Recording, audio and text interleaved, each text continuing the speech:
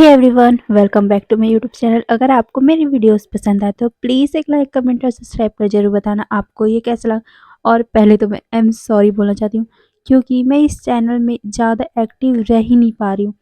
आप लोगों को तो पता ही है, मैं कब से आप लोगों को पहले वाले चैनल में बता रही हूँ कि मेरे घर पे मतलब मेरा घर बन रहा है, जिसके कारण आवाज़ें आ रही है और आवाज़ों के कारण मैं उसमें भी ज़्यादा एक्टिव नहीं रह पा रही हूँ। इसीलिए मैं इसे भी ज़्यादा टाइम नहीं दे पा रही हूँ। और आपको तो पता ही है, कुछ दिनों पहले हमारे राम जी का मतलब अयोध्या में बहुत बड़ा मंदिर बना था, जिसके कारण यहाँ दिवाली मनाया जा रहा था। उसी दिवाली के कारण हमारे घर के पीछे जो मंदिर है वहाँ बहुत ज़्यादा भजन कीर्तन हो रहा था। और भजन कीर्तन पूरे 5 दिनों तक चला है। 5 दिनों के कारण मैं वीडियो अपलोड ही नहीं कर पाई क्योंकि मंदिर जस्ट मेरे घर के पीछे में है और स्पीकर के कारण वो पूरा आवाज़ मेरे घर पे आता है। और दिन रात यार 24 घंटा वो बजता ही रहता था। और जब मेरे को टाइम मिलता था तो मेरे घर की आवाज़ें मतलब ऊपर में जो घर बन रहा है उसकी आवाज़ें, जिसके कारण मैं कुछ भी रिकॉर्ड नहीं कर पाई। और साथ में हमारे घर अब मेहमान आने लग गए हैं क्योंकि जो अनिरुद्धाचार्य है और बागेश्वर बाबा, उन दोनों का हमारे कोटा में ही मतलब हमारे रायपुर के कोटा में वो आए हुए हैं। और हमारा घर वहाँ से बहुत ज़्यादा पास में है, इसीलिए हमारी पूरी जितनी भी फैमिली मेंबर है वो हमारे घर में ही आ रहे हैं, जिसके कारण मैं और भी रिकॉर्ड नहीं कर पाती क्योंकि इस बारे में ज़्यादा लोगों को नहीं पता है कि मैं वीडियो रिकॉर्ड करती हूँ। पर कोई बात नहीं, अब से मैं रेगुलर वीडियो अपलोड करने की कोशिश करूँगी। मैं कोशिश करूँगी। ओके, फिर चलो हम आज का पार्टी स्टार्ट करते हैं। तो पिछले पार्ट में हमने देखा था विंग अपसेट हो गया था क्योंकि लैंड क्लैन में सारे राजकुमार राजकुमारियां पढ़ने के लिए आ रहे हैं, पर जियांग फैमिली से जियांग सेक्ट से कोई भी नहीं आ रहा है। विंग को अपनी फैमिली मेंबर को देखना था पर वो तो वहां जा भी नहीं सकता। और वो इन लोगों को भी बोले तो बोले क्या, इसीलिए वो चुपचाप एक किनारे में बैठा हुआ था। जब वांग जी विंग को उदास बेड पे बैठा हुआ देखता है, वो विंग के पास जाता है और वो पूछता है कि क्या हुआ मेरे बाबी को। ये सुनकर विंग अपना मुंह दूसरी तरफ फेर लेता है और वो उठकर जाने लगा, पर वांग जी उसे खींच लेता है, जिसके कारण विंग सीधा वांग जी के लैप में आके बैठ गया था। इस बात से विंग शॉकिंगली वांग जी की तरफ देखता है और उसका हाथ अपनी टमी पे आ गया था। वांग जी को याद आया कि ओह शिट, ये क्या कर दिया, विंग तो प्रेग्नेंट है ना। ये सोचकर वो विंग के गालों को पकड़ लेता है और कहता है I am sorry sorry wing, मुझे माफ कर दो, मैं इतना तेजी से तुम्हें खींचना नहीं चाहता था। बस ये बोलकर वो विंग के पेट की तरफ देखता है और फिर अपने हाथ को विंग के बेली पे रखते हुए बोलता है आई एम सॉरी बेबी, तुम्हें कुछ हुआ तो नहीं ना। मैं तुम्हारी मम्मा को अपने से दूर नहीं जाने देना चाहता, इसीलिए मैंने उसे खींच लिया था। ये बोलकर वो विंग को देखता है और कहता है आई एम सॉरी विंग, मैं बस। ये सुनकर विंग कहता है कुछ नहीं, छोड़ो मुझे। ये बोलकर वो उसके हाथों को अपनी कमर से हटाता है और अपने हाथ को वांगजी के हाथ से छुड़ाकर उड़ जाता है, पर वांगजी भी उसके पीछे उड़ गया था। और वो पीछे से विंग को हक करके बोलता है आई एम सॉरी विंग, पर मुझे बताओ तो सही क्या हुआ है तुम्हें, क्यों अपसेट हो। ये बोलकर वो अपने सर को विंग के नेक पे रख लेता है, जिसके कारण विंग उसे अपने आप से दूर भी नहीं कर पा रहा था क्योंकि वांगजी का हाथ बहुत ज़्यादा ही टाइटली विंग के कमर से रैप हुआ था। विंग कहता है कोई बात नहीं है, मुझे छोड़ो। ये बोलकर वो अपने हाथ को मतलब कि वांगजी के हाथ को अपने कमर से हटा रहा था, पर वांगजी उसे अपने तरफ करता है और फिर विंग से पूछता है विंग क्या हुआ है, बोलो ना, किस बात से अपसेट हो। मैंने कुछ किया, किसी ने कुछ बोला तुम्हें, बोलो। ये बोलकर वो उसके गालों को सहला रहा था। विंग थोड़ा सा अपसेट टोन में बोलता है मैंने लूबाई और लैंशुई से सुना कि यहाँ पर बाहर की राजकुमार और राजकुमारियाँ पढ़ने के लिए आ रहे हैं, तो क्या मेरे भाई बहन नहीं आएंगे उसमें। ये सुनकर वांगजी विंग को ही देखने लगा। वो कहता है नहीं विंग, तुम्हें तो पता ही ना है, अंकल को जांग फैमिली पसंद नहीं है, तो उन्होंने जांग्स को नहीं बुलाया है।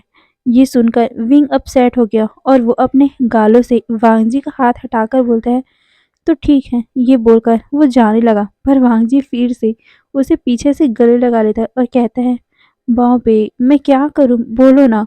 तुम्हें पता ही है अंकल जांग फैमिली से कितना ज़्यादा नफरत करते हैं, उन्होंने तुम्हें भी एक्सेप्ट बहुत मुश्किल से किया हुआ है और अगर मैंने अंकल से कहा कि जैंग फैमिली से भी राजकुमार और राजकुमारियों को पढ़ने के लिए बुलाया जाए, तो तुम समझ सकते हो अंकल का रिएक्शन क्या होगा।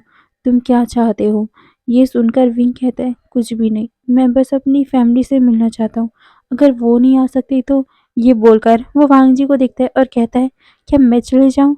ये सुनकर वांग जी कहते हैं, बिल्कुल नहीं, मैं तुम्हें अपने आप से दूर कभी नहीं करूँगा। इस बात से विंग अपसेट हो गया था और उसने अपनी आंखों को नीचे कर लिया था। उसकी आंखें भर आई थी। वांग जी उसके चीन को पकड़ता है और उसको अपनी तरफ देखने पर मजबूर करते हुए कहता है, विंग, तुम तुम ऐसा क्यों कर रहे हो? तुम्हें पता है ना, मैं तुम्हें अपसेट नहीं देख सकता। तुम समझ क्यों नहीं रहे हो? अंकल कभी भी ये नहीं मानेंगे, कभी भी जैंग फैमिली को यहाँ आने के लिए अलाउ नहीं करेंगे। उन्होंने तुम्हें इतनी मुश्किल से एक्सेप्ट किया है क्योंकि तुम प्रेग्नेंट हो। और अगर ये बोलकर वो चुप हो गया था, तो विंग कहता है, ठीक है ना, वो नहीं आ सकते तो मैं क्यों नहीं जा सकता? मुझे याद आ रही है उनकी। प्लीज़ मुझे वहाँ जाने दो, मुझे अपनी फैमिली से मिलना है। ये बोलकर वो वांग जी की आंखों में देखता है। उसकी आंखें भरी हुई थी। उसे अपनी फैमिली की याद आ रही थी। पहले उसे याद आती थी पर उसको बोलने का करज नहीं था। पर जब विंग को पता चला कि दूसरे सेक्ट के राजकुमारियां और राजकुमार यहाँ पढ़ने वाले आने वाले हैं, तो विंग को अपने भाई बहनों से मिलने का इच्छा हुआ। वो खुश हो गया था कि उसके भाई बहन भी आएंगे। पर जब उसे पता चला कि वो नहीं आएंगे क्योंकि जैंग फैमिया और मैडम यू को लैंड पसंद नहीं करते, इसीलिए इसीलिए वो अपसेट हो गया था और वो वांगजी से ये बात करना भी नहीं चाहता था। पर वांगजी ने जब पूछा तो विंग ने उसे बताया, पर हाँ, उसे भी पता था ऐसा नहीं होने वाला। वांगजी विंग के गालों को सहला रहा था और कहता है, विंग। पर विंग कहता है, मुझे कोई बात नहीं करनी, मुझे बस अपनी फैमिली से मिलना है। ये बोलकर वो वांगजी के हाथ को हटाकर फिर से बेड पे बैठ गया था। इस बार वांगजी अपने घुटनों पे बैठता है और विंग के दोनों हाथों को अपने गालों पे रखते हुए बोलता है, बॉम्बे, तुम मेरी बात को नहीं समझ रहे हो। यहाँ पर तुम्हारे भाई बहन नहीं आ सकते और मैं तुम्हें वहाँ भेज भी नहीं सकता क्योंकि तुम प्रेग्नेंट हो। और मैं नहीं चाहता कि तुम प्रेगनेंसी में इतना दूर सफ़र करो और तुम्हारी हेल्थ पे, हमारे बेबी के हेल्थ पे कोई भी फ़र्क पड़े। विंग, मैं नहीं चाहता कि तुम दोनों की कोई भी आँच हो। ये सुनकर विंग कहता है, तो प्लीज़ ना, मुझे मेरी फैमिली से मिलने में मेरी मदद करो, उन्हें यहाँ बुला लो। वांग जी कहता है, विंग, तुम समझ क्यों नहीं रहे हो? विंग अब रोने लग गया था। वो कहता है, अगर ऐसा नहीं हुआ तो मैं खुद चला जाऊंगा। ये बोलकर वो वांग जी से अपने हाथ को छुड़वा लेता है। पर वांग जी फिर से उसके हाथ को पकड़ते हुए बोलता है, ठीक है, मैं तुम्हें मिलवाने के लिए लेके जाऊंगा, पर जब हमारा बेबी इस दुनिया में आ जाएगा तब, ओके? ये सुनकर विंग कहता है, नहीं, मुझे मुझे मेरी फैमिली से मिलना है, उन्हें यहाँ लेके आओ, नहीं तो मैं वहाँ जाऊँगा। ये बोलकर वो उठ गया था, पर वांग जी उसे पीछे से पकड़ लेता है, पर विंग उसे अपने आप से दूर करते हुए बोलता है, मुझे छुओ मत। ये बोलकर वो फिर से बाहर की ओर चला गया था, पर बाहर तो अंधेरा हो रहा था, शाम होने वाली थी, इसीलिए वांग जी पीछे से पकड़ कर बोलता है, विंग, कहाँ जा रहे हो? शाम हो चुकी है, अब बाहर जाना फॉरबिडेंट है। ये सुनकर विंग गुस्से में अपने पैर को पटकता है और फिर अंदर जाकर अपने बेड पे सो गया था, वो भी अपने आप को कंबल से ढककर। वांग जी उसके पास आता है और उससे बात करने की कोशिश कर रहा था, पर विंग तो उसे बिना देखे ही अपने आप को कंबलों से ढककर सिसकने लग गया था। वांग जी को विंग के सिसकनों की आवाज़ से पता चल गया था कि विंग रो रहा है, इसीलिए वो हल्का सा विंग के कंबल को उसके सर से हटाता है और उसे अपनी तरफ करते हुए बोलता है, बॉबे, तुम समझ क्यों नहीं रहे हो? पर विंग कहता है, हटो यहाँ से, मुझे मेरी फैमिली को देखना है। कितने दिन हो गए मैंने अपनी फैमिली को देखा नहीं है, मुझे उनसे मिलना है। ये बोलकर वो रोने लग गया था और वो वांग जी से कहता है, अगर मैं अपनी फैमिली से नहीं मिलूंगा तो मैं तुमसे बात भी नहीं करूंगा, मत बात करना मुझसे। ये बोलकर वो फिर से अपने आप को कंबलों से ढक लिया था और फिर से रोते हुए ही सो गया था। वांग जी उसे मनाने की कोशिश कर रहा था, पर विंग था जो स्टबर्न था, वो तो कुछ सुन ही नहीं रहा था। शायद विंग की ये प्रेगनेंसी के कारण है, जिसके कारण विंग और भी ज़्यादा इमोशनल फील कर रहा है, उसे अपनी फैमिली की याद आ रही है। वांग जी विंग को कहता है, ओके फाइन, मैं अंकल से बात करूँगा, पर मैं तुम्हें वादा नहीं कर सकता क्योंकि तुम्हें पता है अंकल नहीं मानेंगे। ये सुनकर वांग जी की तरफ देखता है और कहता है, सच्ची आप बात करोगे? ये सुनकर वांग जी अपना सर हिलाता है और कहता है, हाँ मैं बात करूँगा, पर मैं तुमसे वादा नहीं करता। ये सुनकर विंग कहता है, ठीक है, पर प्लीज़ बात करना, नहीं तो मैं चलूँगा। विंग की बात सुनकर वांग जी कहता है, ओके फाइन, मैं बात करूँगा, पर तुम अब प्लीज़ रो मत। ये बोलकर वो अपने हाथों से विंग के गालों को साफ करता है, उसके आंसुओं को साफ करता है और फिर उसको गले लगाकर वहीं पर सो गया। अगली सुबह वांग जी उठता है और विंग के फोरहेड पर किस करके फ्रेश होता है। फिर कुछ टाइम बाद विंग को उठाकर वो तैयार करवाता है क्योंकि उसे पता है विंग को ये कपड़े पहनना नहीं आता, इसीलिए वो खुद से ही विंग को तैयार करता है और फिर उसके बाद दोनों बाहर निकलते हैं। वांग जी मेन क्लैन की तरफ जाता है तो वहीं विंग लैन शुई की घर की तरफ। लैन शुई विंग की बहुत अच्छी दोस्त बन चुकी है। वो दोनों मस्ती करते हैं और आज भी विंग वहीं जा रहा है। उसे पता है शुई अभी तक सो रही होगी, इसीलिए वो उसे उठाने के लिए जाता है। वो उसके रूम में जाता है, उसके बाद उसे उठाता है और फिर लूसी तैयार होने के बाद फिर विंग के साथ बाहर घूमने के लिए चले गई थी। पर आज विंग का मूड अपसेट था, इसीलिए लैन शुई पूछती है कि आखिर क्या हो गया, तुम्हारा मूड क्यों खराब है। ये सुनकर विंग बता देता है कि उसकी फैमिली यहाँ पढ़ने के लिए नहीं आ रही है, उनसे मिल नहीं पा रहा है विंग, इसीलिए वो अपसेट है। ये जानकर लैन शुई कहती है, कोई बात नहीं, देखो मैं मनाती हूँ अंकल को। ये बोलकर वो उसका हाथ पकड़ती और फिर अंकल के कॉटेज की तरफ जाती है। वहाँ वांग जी भी बैठा हुआ था। वांग जी भी अंकल को मना रहा था विंग के फैमिली मेंबर को यहाँ आने देने के लिए, पर लैन कुरैन जीत पे अड़े हुए थे कि नहीं, बिल्कुल भी नहीं, विंग यहाँ आ गया है, उसकी बात अलग है, पर उसकी फैमिली नहीं आएगी। उसकी फैमिली से वो नफरत करते हैं तो क्यों लाएंगे भाई। यही सब बातें लैन कुरैन वांग जी को कह रहे थे। सभी लोग ऐसी मतलब वांग जी और लैन कुरैन बात कर ही रहे थे कि तभी वहां पर लैन शुई विंग के हाथ को पकड़कर अंदर लेके आती है और वो अंकल को कहती है, अंकल ये आप क्या कर रहे हो? जब सारे राजकुमार राजकुमारियां आ रहे हैं सारे सेक्ट के, तो शाओ जी के घर से कोई क्यों नहीं आ रहा है? शाओ जी कितना अपसेट हो रही आपको पता है? और आप क्या चाहते हो? शाओ जी अपसेट रहे पूरे दिन, पूरे साल?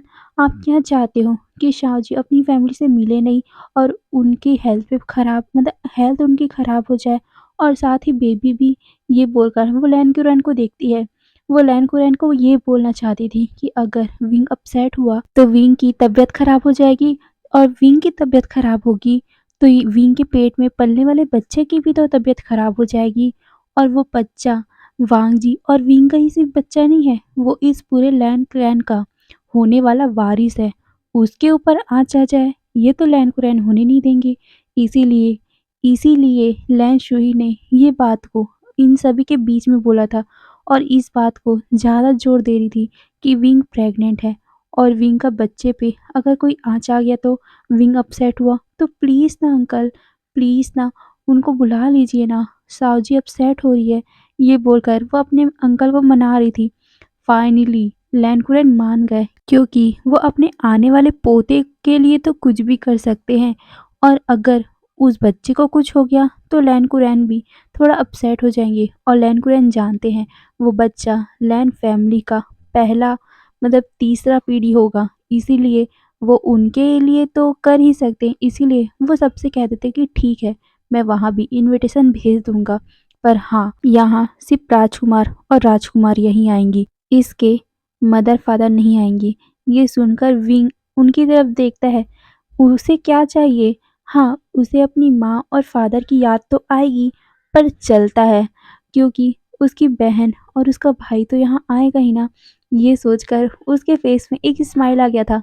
वहीं लैन शुई तो बहुत ज़्यादा खुश हो गई थी। वो विंग की तरफ देखते हुए बोलती, देखा मैंने कहा था ना, मैं अंकल को बहुत अच्छे से जानती हूँ, कैसे अंकल को मनाना है। ये बोलकर वो विंग को एक आंख मारती है। विंग भी स्माइल करने लग गया था। वहीं वांग जी बस लैन शुई और विंग को देखे जा रहा था। विंग किस तरह लैन शुई से बातें करता है, किस तरह लैन शुई के साथ हंसी मजाक करता है, ऐसा तो विंग उसके साथ नहीं करता। वांग जी को जेलसी हो रही थी, पर वो क्या कर सकता था। उसकी बहन ने अपने अंकल को मना लिया है, ये जानकर वो भी खुश था। फिर वो अपने अंकल को ग्रीट करता है और फिर सबके साथ बाहर निकल गया। वो विंग से कहता है, तुम ठीक हो और तुम हैप्पी हो। ये सुनकर विंग अपना सर हिलाते हुए बोलता है, फिर क्या। वांग जी उसके बालों पे किस करता है, मतलब कि उसके फॉरहेड पे किस करता है और कहता है, जाओ आराम करो, मैं अपने काम पे जाता हूँ। ये बोलकर वो वहां से चला गया था। वहीं लैन शुई विंग का हाथ पकड़कर उसे घुमाने के लिए ले गई थी। विंग सारा टाइम बैठा ही रहता है, इसीलिए लैन सुई उसे बाहर घुमाने के लिए ले जाती है। वो जानती है कि कोई भी प्रेग्नेंट इंसान को ज़्यादा टाइम तक बैठा नहीं रहना चाहिए। उसे कहीं ना कहीं इधर उधर जाना ही चाहिए, पहाड़ों में जाना चाहिए, मतलब उसे हरियाली जगह पे तो जाना ही चाहिए। ऐसे अकेले बैठे नहीं रहना चाहिए, उसे हर पल खुश रहना चाहिए। और लैंसुई को पता है विंग को पेड़ पौधों से कितना ज़्यादा प्यार है, इसीलिए लैंसुई विंग को लेकर ऐसी जगह पे जाती है जहाँ बहुत सारे पेड़ हो, बहुत सारे फूल पौधे हो, झरना हो। वांग जी और विंग का जो क्वार्टर है जिंगशी, उसे थोड़े से दूर में ही एक नदी है। वहां पर हमेशा ही विंग को लेकर लैंसुई जाया करती थी। विंग के पीछे पीछे लुबाई और लूशाओ भी जाया करते थे। लूशाओ को देखकर तो लैंसुई लूशाओ के पास ही चले जाती थी, उसे इरिटेट करने के लिए। उन दोनों का ऐसा हंसी मजाक देखकर विंग भी बहुत ज़्यादा खुश होता था। वो पानी के पास जाकर बैठ जाया करता था और अपने पैर को पानी में डुबोकर देखता रहता था कि कितना ज़्यादा सुंदर है ये जगह। अच्छा लगता है ना जब आप शहर में हो, धूल मतलब बहुत सारी गाड़ियाँ चलती हो आपके सामने, और कभी ऐसी जगह पे जाना पड़े जहाँ हरियाली हो, पेड़ पौधे हो और वहाँ नदियाँ हो, वहाँ नदियों की आवाज़ें हो, चहचहाने की आवाज़ें हो चिड़ियाओं की, तो कितना ज़्यादा सुकून मिलता है। विंग को भी ऐसी जगह पे आकर बहुत ज़्यादा सुकून मिलता है।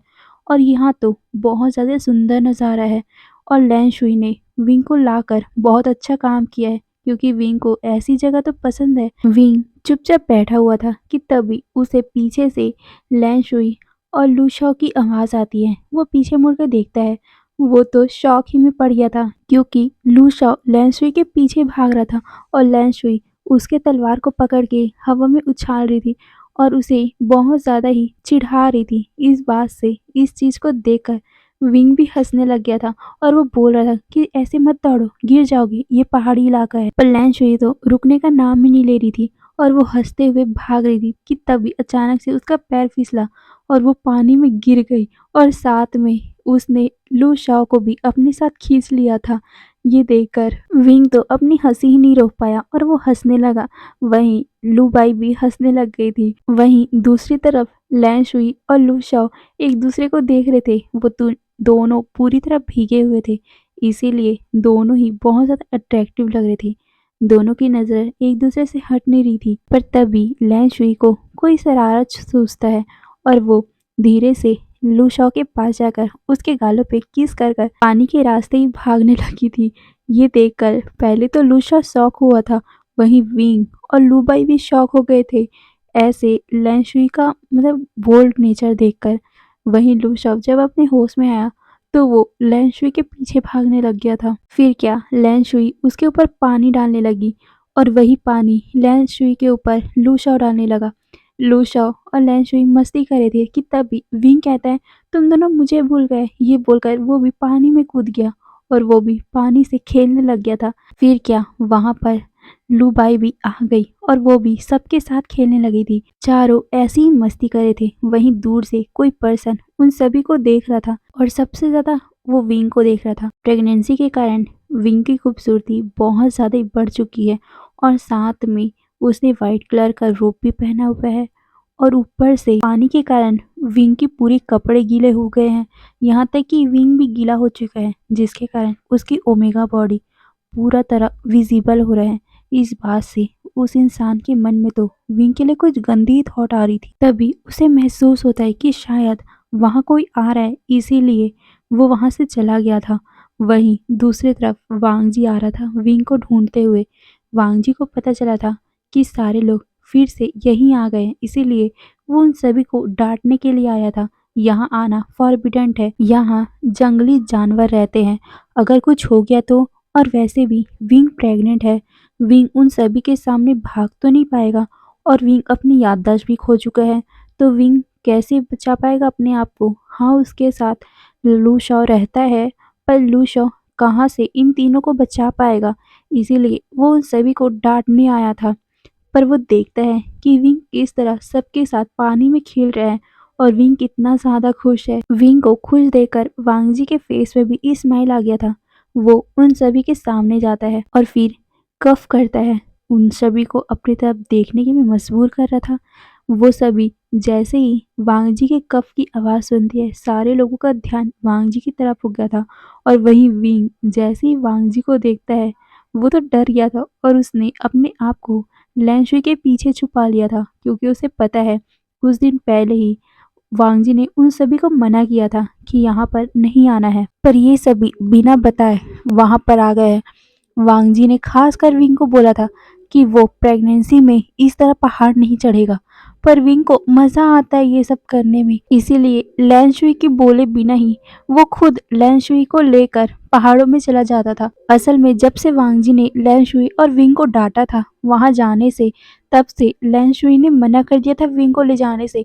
पर विंग खुद ही लैंशुई को पहाड़ों में लेके जाता था और नदियों में बैठ जाता था।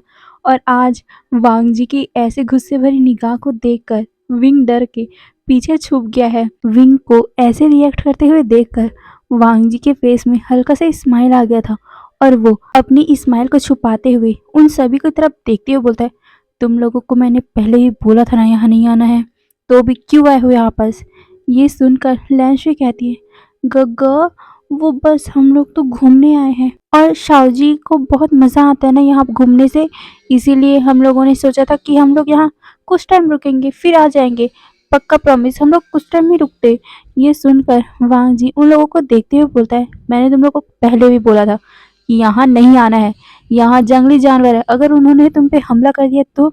ये सुनकर लैंशुई लू शाओ की तरफ देखते हुए बोलता है, तो क्या मैं और लू शाओ है ना इन दोनों को प्रोटेक्ट करने के लिए। ये सुनकर लू शाओ लैंशुई की तरफ देखता है और फिर वांग जी की तरफ। वांग जी लू शाओ की तरफ घूर के देखते हुए बोलता है, और मैंने तुम्हें भी बोला था ना कि इन लोगों को यहाँ लेके नहीं आना है, तो तुम क्यों?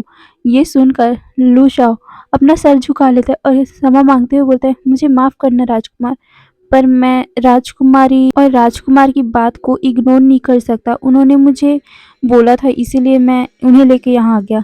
ये सुनकर वांग जी अपना सर एकदम डिसबिलीव में नोट करता है और कहता है, हाँ, तुम लोगों को कुछ भी नहीं हो सकता, वापस आओ। ये बोलकर वो उन सभी को इशारा करता है।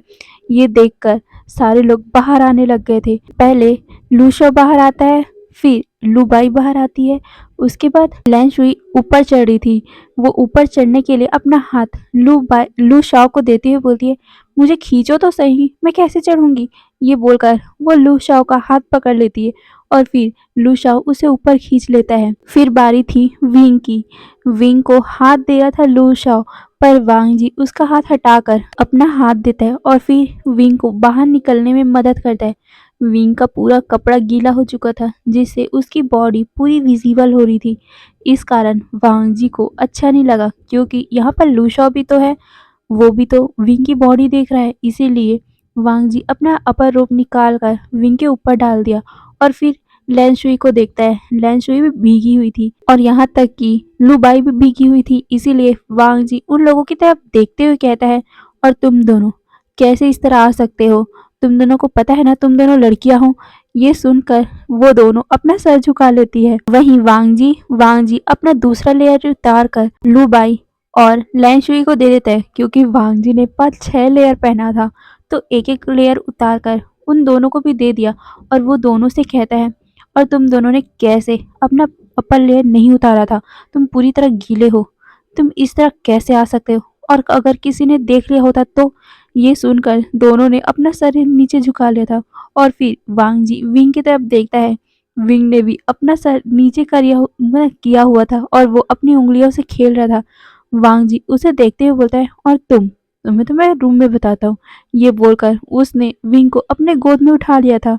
इस बात से विंग पूरी तरह शॉक। वहीं सारे लोग बस उन दोनों की तरफ ही देख रहे थे। लैंशुई तो अपने गगा और विंग को टीज करने वाली थी, पर वांग जी ने उसे घूर के देखा क्योंकि उसे पता है लैन शुई ऐसे ही करने वाली थी, इसीलिए उसकी तरफ वो घूर के देखता है और लैन शुई अपना मुंह पे उंगली रख लेती है और कहती है मैंने कुछ नहीं बोला। चलो चलो, ये बोलकर वो लू बाई और लूशा का हाथ पकड़ के आगे आगे चलने लग गई थी। वहीं वांग जी डिसबिलीव में अपना सर हिलाता है और फिर वो विंग की तरफ देखता है और कहता है मैंने तुम्हें बोला था पर तुमने नहीं माना ना, ठीक है तुम्हें तो आज सजा मैं दूंगा। ये बोलकर वो विंग को अपने रूम की तरफ ले जाने लग गया था, मतलब कि जिंगशी की तरफ। विंग अपनी सोच में पड़ गया था कि आखिर वांग जी उसे कौन सी सजा देगा। कुछ टाइम बाद ही सारे लोग अपने अपने क्वार्टर की तरफ चले गए थे। लू बाई लू शॉ अपने रूम की तरफ और लैन शुई अपने घर की तरफ। वहीं वांग जी विंग को लेकर जिंगशी में जाता है। जिंगशी में जाते ही वांग जी पहले विंग को वॉशरूम लेके जाता है। वहाँ विंग को अच्छे से फ्रेश करवाता है, यहाँ तक कि वांग जी उसके कपड़े भी चेंज करने में मदद कर रहा था। विंग को बहुत ज़्यादा ही शाइनेस हो रही थी क्योंकि अभी प्रेगनेंसी के कारण उसकी बेली हल्की सी विजिबल हो रही थी। यहाँ ओमेगाओ की प्रेगनेंसी 3 महीनों की होती है। ओके, मैं इसको बताना भूल गई थी। इसीलिए विंग का पेट हल्का सा फूला हुआ है। विंग अपने पेट को अपने शरीर को छुपाने की कोशिश कर रहा था। जैसे ही वांग जी ने लास्ट लेयर विंग को उतारा, विंग पीछे मुड़ गया था। वहीं वांग जी विंग की बॉडी देख रहा था। हाँ, पहले भी उसने कई बार देखा है, पर प्रेगनेंसी और ओमेगा बनने के बाद विंग की बॉडी अलग ही हो गई है। प्रेगनेंसी के कारण उसकी बेली हल्की सी मतलब बड़ी हो गई है, यहाँ तक कि उसके निप्पल मतलब कि उसका अपर चेस्ट भी हल्का सा गली शेप में है ना, थोड़ा सा विजिबल हो रहा है। वांग जी को ये देखकर अपने आप पे कंट्रोल नहीं हो पा रहा था और वो धीरे से विंग के बालों को हटाकर उसके नेक को सक करने लग गया था, जिससे विंग की पूरी बॉडी कांप रही थी। वांग जी धीरे धीरे करके उसको अपनी तरफ टर्न करता है और फिर उसके होठों को सक करने लग गया था। विंग को भी ये बहुत ज़्यादा अच्छा लग रहा था, इसीलिए वो भी वांग जी के किस को रिस्पॉन्स करने लगा था। वांग जी भी धीरे धीरे करके विंग के बॉडी से पूरी कपड़े को उतार चुका था। विंग अभी बस अपने ट्राउजर में था। वांग जी हल्के हल्के से उसके मतलब अपने हाथों से विंग के निपल्स को पिंच कर रहा था, उसे दबा रहा था, जिसके कारण किस में ही विंग की मौन निकल रही थी। वांग जी उसे कमर से और भी करीब कर लेता है और भी रफली उसे किस करने लग गया था। विंग सांस नहीं ले पा रहा था, इसीलिए वांग जी के चेस्ट में हल्का हल्का सा मारने लगा था। वांग जी उसे छोड़ने के पहले विंग के होठों पे एक रफली बाइट कर देता है, जिसके कारण विंग के होठों से हल्का सा ब्लड आने लग गया था। वांग जी विंग के होठों को करस करते हुए बोलता है तुम्हारी ये सजा थी, तुमने मेरे बातों को इग्नोर किया था ना। ये सुनकर विंग ब्लश हो गया था और उसने अपने आप को वांग जी के सीने में छुपा लिया था। वांग जी फिर से विंग को उठाता है और फिर उसे बेडरूम में लेके जाता है। उसके बाद विंग को अच्छे से कपड़े पहनाता है और फिर विंग के फॉरहेड पर किस करके बोलता है मैंने तुम्हें मना किया था ना वहाँ नहीं जाना है, तुम्हें और बेबी को हर्ट हो जाएगा, अगर कुछ हुआ तो पत्थर वत्थर है वहाँ, जंगली जानवर है, तुम्हें कुछ हो जाता तो, और तुम अच्छे से भाग भी नहीं पाते इस हालत में। ये सुनकर विंग अपना सर नीचे कर लेता है और कहता है पर मुझे अच्छा लगता है वहाँ जाना, और ये बोलकर उसने अपना सिर नीचे कर लिया था।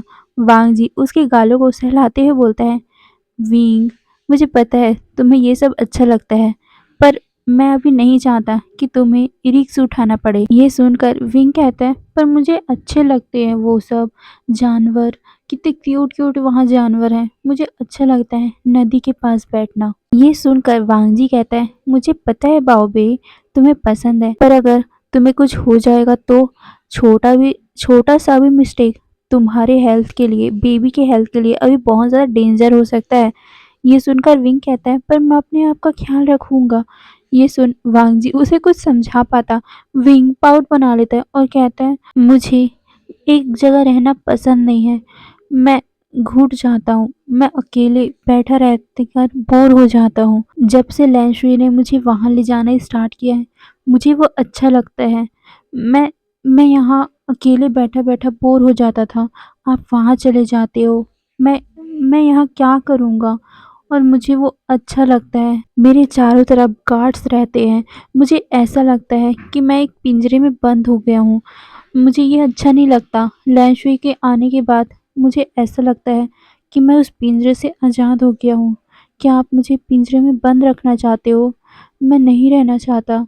ये बोलकर वो वांग जी को देखता है। वांग जी को विंग की आंखों में हल्की सी उदासी लग रही थी, इसीलिए वो विंग के गालों को पकड़ लेता है और कहता है, विंग, मैं तुम्हें उदास नहीं देख सकता। मुझे नहीं पता था कि मेरे ऐसे करने से तुम्हें दुख होता है।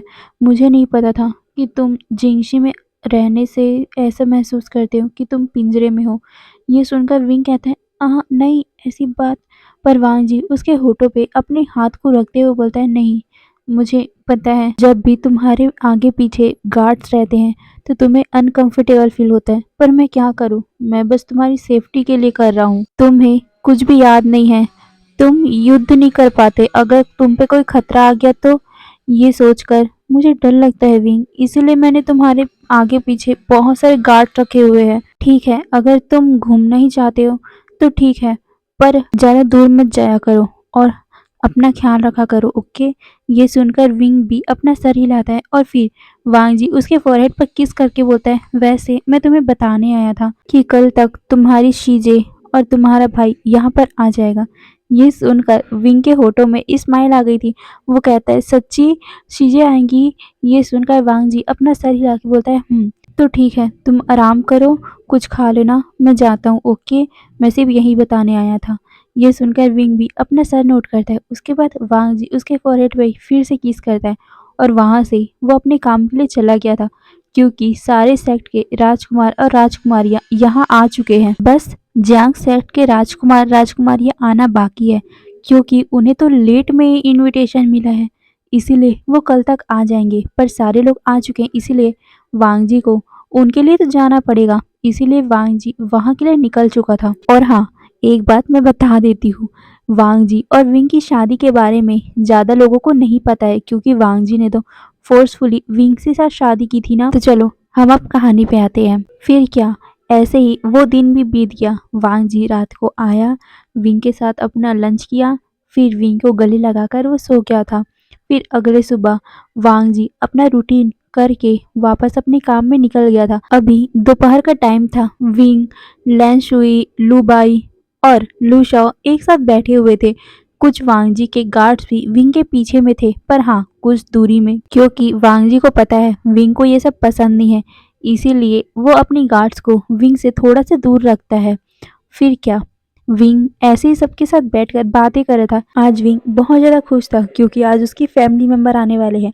विंग ऐसे ही बैठकर बातें कर ही रहा था कि तभी एक डिसिपल आकर विंग को बता देता है कि उसकी फैमिली, जियांग फैमिली यहाँ पर आ चुकी है। ये सुनकर विंग तो और भी ज़्यादा खुश हो गया था। वो जल्दी से उठ जाता है। सारे लोग उसके पीछे पीछे चल रहे थे। विंग तो आज बहुत ज़्यादा ही खुश होकर भागते हुए जाना चाहता था, पर यहाँ का रूल है भागना नहीं है, इसीलिए विंग जल्दी जल्दी चलने की कोशिश कर रहा था। लैंस भी उसको रोक रही थी, क्योंकि इस तरह जल्दी जल्दी चलना प्रेग्नेंट ओमेगाओं के लिए ठीक नहीं होता। वो आराम से चले, यही सब बातें लैंस भी बोल रही थी, पर विंग तो उसे इग्नोर कर रहा था। गाइस, मैं बता देती हूँ, ऊपर ना घर बन रहा है, आवाजें आ सकती है, उसको इग्नोर करना, मेरी आवाज को सुनना, ओके? कुछ ही टाइम में सारे लोग गेट के पास पहुंच चुके थे। वहां से जांग फैमिली आ रही थी। विंग इतना ज्यादा खुश था, वो भागते हुए सबको इग्नोर करके अपनी चीजें को गले से लगा लेता है। यानली 3 मंथ प्रेग्नेंट होने वाली है, इसीलिए उसे यहाँ आना तो नहीं चाहिए था, पर उसे विंग से मिलना था, इसीलिए वो अपने जांगफू मतलब कि जिन जिश्वान को अपने साथ लेके आई थी, और उसने कहा था कि वो सिर्फ विंग से मिलेगी, कुछ टाइम उसके साथ बिताएगी, फिर वापस अपने क्लैन चले जाएगी, कुछ ज़्यादा होगा भी नहीं। ये सुनकर, ये इतना ज़्यादा रिक्वेस्ट सुनकर जिन जिश्वान और यानली की मदर फादर ने अपना सर हिलाया था और कहा था, ठीक है, पर तुम अपना ख्याल रखोगी। यानली ने भी अपना सर हिलाया था और आज वो विंग से मिलने आई है। वहाँ 3 लोग और साथ में जांग टीसीबल भी है। वहाँ यानली, जांग चैंग और जिन जिशुआन भी है। सारे लोगों को देखकर विंग बहुत ज़्यादा खुश था। यानली का पेट देखकर विंग कहता है, यानली शीजे, ये कितना बड़ा हो गया है, 1 महीने पहले तो ये नॉर्मल था ना, इतना कैसे फूल गया? ये बोलकर वो अपने हाथ को यानली की बेबी बम पे फहराया जा रहा था। यानली उसके बालों को सहलाते हुए बोलती, आशियान, ये तो अभी इतना ही हुआ है, देख लेना 2 हफ्ते बाद तुम्हें एक छोटा-सा मेहमान मिलेगा। ये सुनकर विंग शॉक। वो कहते हैं क्या? इतनी जल्दी? पर ये तो 9 महीने का होता है ना? यानली ये सुनकर विंग के बालों को सहलाते हुए बोलती विंग कौन बोला 9 महीने? ओमेगा की प्रेगनेंसी 3 महीनों की होती है।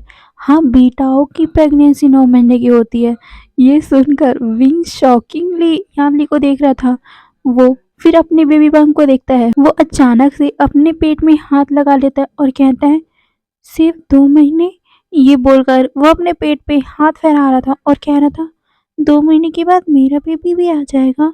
ये बोलकर वो यानली को देखता है। यानली कंफ्यूज थी क्योंकि यानली और जैंग फैमिली को पता ही नहीं था कि विंग प्रेग्नेंट है। किसी ने बताया ही नहीं था।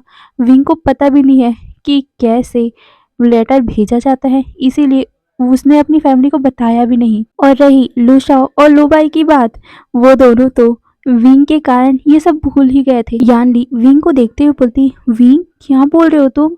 विंग कहता है सीजे मेरा बेबी 2 महीने बाद आ जाएगा। ये सुनकर यानली कंफ्यूज होकर विंग को देखती है, फिर विंग के पेट को। वो कहती तुम्हारा मतलब है तुम भी? विंग अपना सर हाँ में हिलाता है। ये सुनकर यानली बहुत ज़्यादा खुश हो गई थी और उसने भी विंग को बहुत ज़्यादा टाइटली गले लगा लिया था और वो उसके फॉरहेड पे किस करके बोलती है मैं बहुत ज़्यादा खुश हूँ। वहीं जैंग चैंग ये सुनकर इतना ज़्यादा शौक था कि वो तो कुछ रिएक्ट ही नहीं कर पाया। वो विंग से कहता है विंग तुम प्रेग्नेंट हो? विंग अपने आप को यानली से थोड़ा सा दूर करता है और फिर जैंग चैंग को देखकर बोलता है ये बोलकर वो जैंग चैंग को देखता है। जैंग चैंग कहता है क्या इस लान वांगजी ने तुम्हारे साथ जबरदस्ती की थी? ये कैसे हो गया? तुम तो यहाँ सिर्फ 2 सप्ताह पहले ही आए हो ना, 2-3 सप्ताह पहले। ये सब कैसे हो गया? या उसने जबरदस्ती की? बताओ मुझे, मैं उसका मुंह तोड़ दूंगा। ये सुनकर विंग उसके मुंह में हाथ रखते हुए बोलता है क्या बोल रहे हो? सारे लोग यहीं पास है, इतनी मुश्किल से तुम लोगों को यहाँ बुलाया गया है। अब तुम कुछ मत कर देना जिससे तुम यहाँ से चले जाओ, मैं कितना ज़्यादा उदास हो जाऊंगा। ये बोलकर वो जैंग चैंग को देखता है। जैंग चैंग गुस्से में उन सभी को देखता है और फिर विंग को गले से लगा लिया। वहीं वांग जी ये सब देख रहा था। यानली ने विंग को गले लगाया वो ठीक है, पर जैंग चैंग ने जब विंग को गले लगाया ये बात वांग जी को पसंद नहीं आई और वो उन दोनों के पास जाकर विंग को अपनी तरफ खींच लेता है। अचानक से ये सब हुआ जिसके कारण विंग को कुछ समझ में नहीं आया कि अचानक से उसे किसने खींच लिया। वो वांग जी की तरफ देखते हैं। वहीं जैंग चैंग अचानक से विंग को वांग जी ने खींच लिया, उसके कारण वो भी शौक था। वो गुस्से में वांग जी को देख रहा था। वो कहता है लॉन वांग जी ये क्या है? मैं अपने भाई को गले लगाया हुआ था, ये क्या बदतमीजी है? ये सुनकर वांग जी कहता है हो गया, और वैसे भी विंग प्रेग्नेंट है, ज़्यादा टाइम तक उसे खड़े नहीं रहना है। ये बोलकर वो विंग को अपने साथ ले जाने लग गया था और वो यानली से कहता है मिस यानली आप भी आराम कीजिए, आपने भी बहुत ज़्यादा ही सफ़र किया है। ये सुनकर यानली भी उसे ग्रीट करती है और फिर क्या सारे लोग अपने अपने रूम की तरफ जाने लगे जहाँ पर लान वांग जी ने उन लोगों को बताया था। डिसिपल उन सभी को मतलब कि लैंड डिसिपल उन सभी को जहाँ पर रहने वाले हैं वहाँ पर लेके गए थे। वहीं वांग जी विंग को लेकर अपने रूम की तरफ चला गया था। फिर ऐसे ही कुछ टाइम बीत गया। अभी शाम का टाइम था। विंग अपनी जिंगशी के बाहर बैठा हुआ था। तभी उसे याद आता है कि उसकी सीजे भी तो यहाँ है। तो वो अपनी सीजे के पास चला गया। उसे पता है कि उसकी सीजे कहाँ रहने वाली है। उसने दोपहर में ही वांग जी से पूछ लिया था कि विंग की पूरी फैमिली जो भी आई है वो कहाँ रहेगी। विंग उनके पास जाता है और फिर अपनी गैंग के साथ और यानली को लेकर वो पहाड़ों में चला गया था। उसने वांग जी से परमिशन लिया था। पहले वांग जी ने मना किया था, फिर उसने बोला था कि वो अगर ढंग से रहेगा तो वो जा सकता है, इसीलिए उसने परमिशन दे दिया और विंग की सारी टीम पहाड़ों पे चले गई थी। अभी विंग अपने पैर को पानी में डुबो के बैठा हुआ था। यानली भी उसके पास थी। वहीं लैन शुई और लुबाई पानी में खेल रहे थे। लू शाओ पीछे में खड़ा होकर उन लोगों को देख रहा था। वहीं आज वांग जी के 1-2 गार्ड भी लू शाओ के पीछे खड़े हुए हैं। वांग जी ने उन लोगों को भी विंग के पीछे ही भेज दिया था विंग को देख रेख करने के लिए। वहीं दूर से कोई इंसान था जो उन पे नजर रख रहा था। वो पर्सन कौन है? आखिर वो विंग का पीछा क्यों करे? आखिर वो इन सभी को क्यों देख रहा है? तो चलो ये तो हमें पता चलेगा बाद में। तो आज के लिए बस इतना ही, फिर नेक्स्ट पार्ट में देखेंगे आगे क्या होगा। फिर बाय बाय।